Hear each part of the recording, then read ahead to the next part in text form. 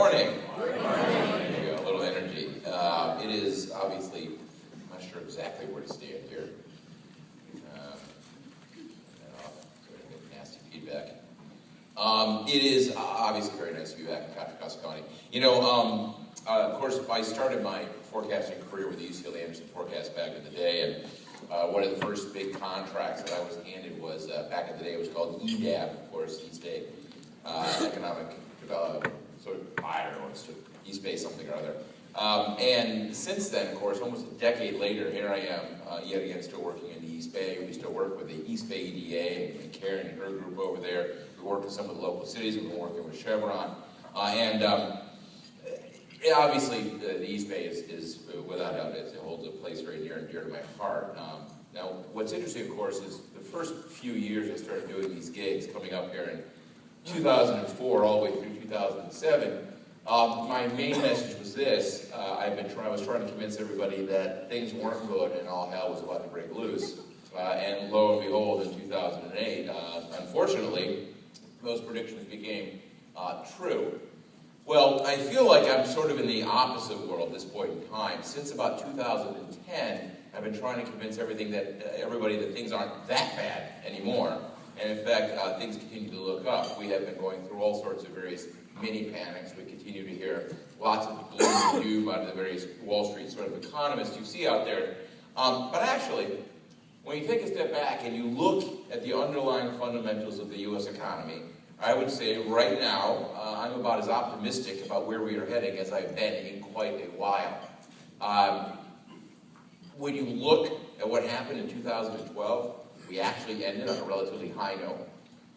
You have consumers moving forward, the employment picture heating up. I can't see my own slides. I'm going to step up here. I'm going to get real close to the photographer and screw with shots.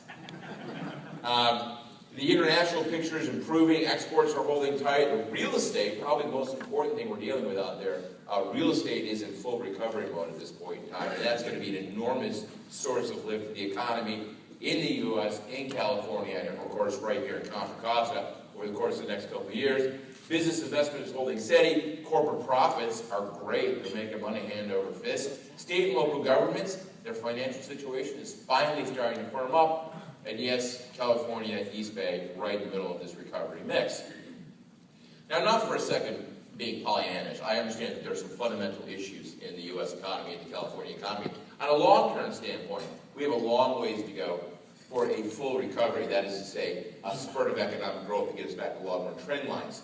Of course, we still have to deal with unwinding fiscal and monetary policies. And the non-residential sector, while the residential sector is on fire, candidly, the non-residential sector is still way behind the curve, I think for some long-term reasons having to do a lot with information technology. And of course, there are some short-run risks, but most of our short-run risks today are not in the private sector, in the public sector. And that's important. You know, back in 2005 and 2006, when I was talking about how bad things were, it's because of the massive imbalances I was seeing in the private sector. Problems with housing, problems with people's spending levels, problems with overinvestment. There were all sorts of issues that couldn't be taken care of.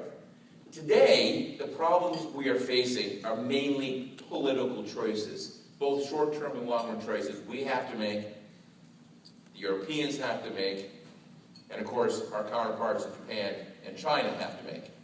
If we make the correct political decisions over the course of the next couple of years, there's absolutely no reason that the recovery we're starting to see today shouldn't continue to blossom over the next couple of years. And ultimately, that's a good thing for our economy, a good thing for various sorts of households.